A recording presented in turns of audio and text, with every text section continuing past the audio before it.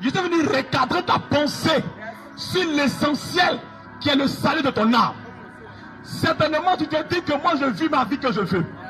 Tu te dis que la vie que moi je vis, c'est ma vie à moi. Aucun homme ne vit sa vie à lui. Actuellement, tu es dans un plan qui a été établi, mais pas un plan de Dieu. Actuellement, tu te trouves dans un plan que toi-même tu n'as pas établi. Parce que si la vie que tu vis est vraiment pour toi, est-ce que tu voulais que dans ton plan, il y ait la mort dedans?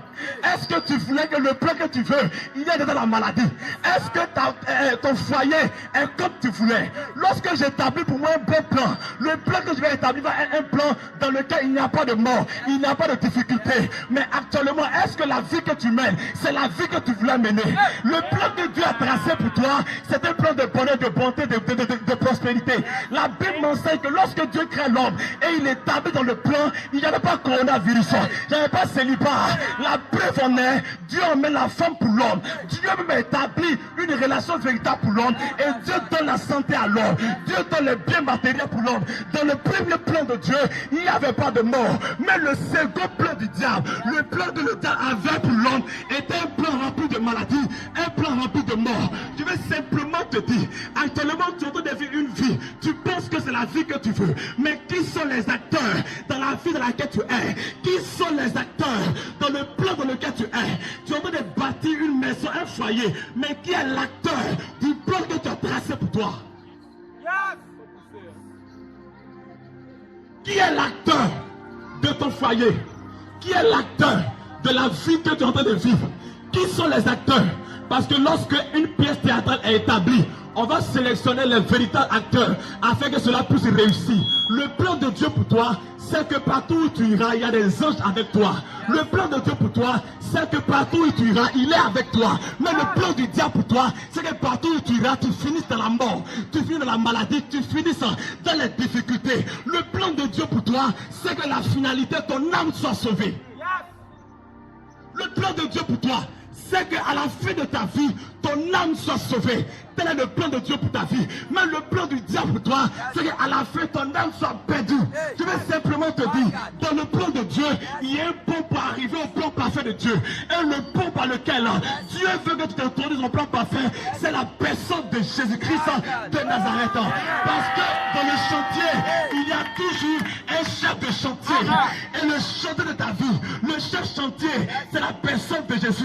Même si les maçons ont déraillé, le chef chantier viendra pour recadrer les choses. Et le chef chantier de ta vie, c'est la personne de Jésus-Christ. Notre vie est un chantier. Ta vie, c'est un chantier. Ton foyer, c'est un chantier. Mais qui est le chef chantier de ta vie? Lorsqu'il n'y a pas de chef chantier dans ta vie peut s'écrouler. C'est pourquoi la maison est belle. Mais parce qu'il n'y a pas de chef chantier, lorsqu'il pleut, la maison s'écoule. Je vais simplement te dire, notre chef chantier, c'est la personne de Jésus-Christ de Nazareth. Au départ de la relation, tout était bien. Ton homme t'aimait. Il t'appelait bébé, chéri, coco, il t'appréciait. Tout le monde t'enviait. Or, ce plan était un plan dans lequel le chef chantier était le diable. Ce que le diable veut pour ta vie, c'est que tu peux être en paix pour un temps. Et dans le temps suivant, tu peux demeurer dans la honte. Mais le plan de Dieu pour ta vie, c'est qu'à la fin de ta vie, tu sois dans l'allégresse. Le plus important n'est pas le départ, mais le plus important c'est la fin de ta vie. C'est pourquoi Jésus est venu comme l'alpha, le commencement et l'oméga. Je vais simplement te dire, tant que tu n'as pas dans ta vie la personne de Jésus, ta vie peut se couler en un clin d'œil. Le plus important pour toi, c'est que ton âme soit sauvée. Parce que tu peux avoir l'argent en dehors de Jésus. Tu peux être belle en dehors de Jésus. Tu peux avoir iPhone en dehors de Jésus. Tu peux avoir une voiture en dehors de Jésus. Tu peux te marier sans connaître Jésus. Mais tu ne peux pas demeurer dans la bénédiction en dehors de Jésus. Le plus important pour Dieu dans ta vie, c'est que tu demeures dans la vie qu'il a réservée pour toi. Le plus important, ce n'est pas apparaître pour un temps, mais c'est demeurer pour toujours. Je vais simplement te dire, nous sommes venus te dire, il faut que ton âme soit sauvée. C'est le plus important, que ton âme soit sauvée. Que servira à un homme de gagner tout le monde s'il perdait son âme? Le plus important pour toi, c'est que ton âme soit sauvée. Parmi nous, il n'y a pas de vilains garçons ni de vilaines femmes. Nous sommes tous pauvres. Mais le plus important, c'est le salut de ton âme. Si tu mourais aujourd'hui, qu'est-ce que tu dirais au Seigneur? Si aujourd'hui la mort venait frapper à ta porte, qu'est-ce que tu vas dire à Dieu? Tu vas dire à Dieu, j'avais les chaussures griffées, j'avais les habits griffés. Écoutez, même si le téléphone est vu pour un temps, Corona est vu aussi pour un temps. Parce que le sport de Corona a été les malins qui étaient là avant Coronavirus. Il y a eu un temps où on a parlé des téléphones. Il y a eu un temps où on a parlé de l'homme le plus riche du monde. Il y a eu un temps où on a parlé de tel griffe, tel marque d'habit. Mais il y a eu un temps où on ne parlait plus de ça. Mais on parlait de fermer les frontières. Parce que ce que tu veux acquérir dans ce monde peut disparaître. Mais la personne de Jésus vient dans le but de sauver ton âme. Le plus important, c'est que ton âme soit sauvée. Tu peux avoir l'argent, mais si tu meurs, est-ce que ton âme sera sauvée? Écoutez, on se bat aujourd'hui pour voyager, pour aller en Europe. Beaucoup même font des sondes où ils se trouvent en Europe, à la tour Eiffel. Ils se trouvent à Washington. Écoutez, pour aller en Europe, il faut faire des procédures. Mais après la procédure, une fois arrivé en Europe, il y a quelqu'un qui t'a pas encore abandonné, la mort, qui a aussi son billet d'avion avec toi. Dans ton sac, la mort aussi a son barret dans ton sac. Dans ton sac, la mort est dans ton sac. Partout où tu vas, la mort est la seule personne qui n'a pas besoin de visa pour aller où tu veux aller. C'est pas parce que tu as triomphé des jours que tu as échappé à la mort. C'est pas parce que tu as triomphé d'une année que tu as échappé à la mort. Écoutez, la richesse n'affaiblit pas le pouvoir de la mort.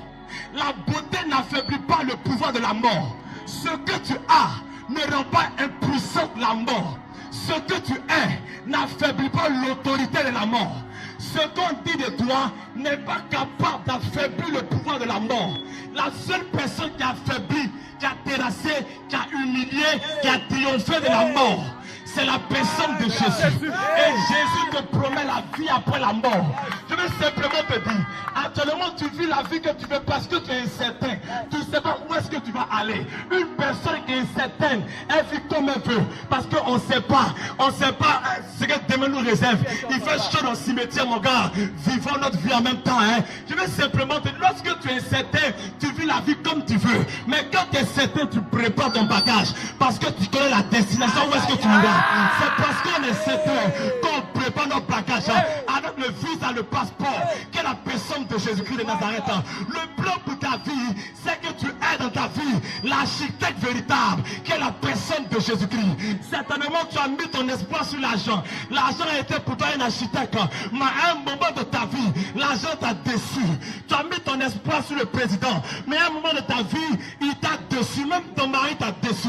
Je vais simplement te dire, le véritable architecte qui n'a pas besoin encore de casier ou encore de CV d'expérience, c'est la personne de Jésus, parce que c'est celui qui a bâti, qui a construit ta vie. Si tu meurs aujourd'hui, où est-ce que tu irais?